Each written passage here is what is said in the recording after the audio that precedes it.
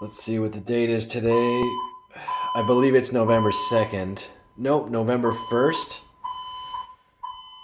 2:49 in the morning, we have another fire alarm.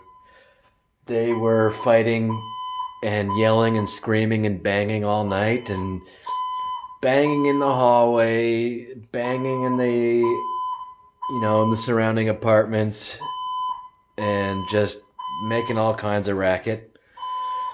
I figured they would pull off the alarm, and lo and behold, they've pulled the fire alarm. So that's where we're at.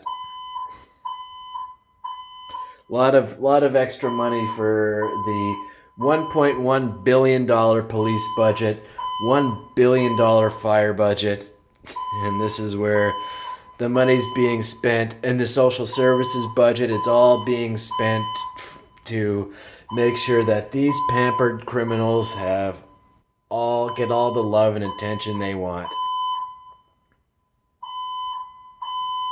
Well, my husband and I are treated like garbage, of course.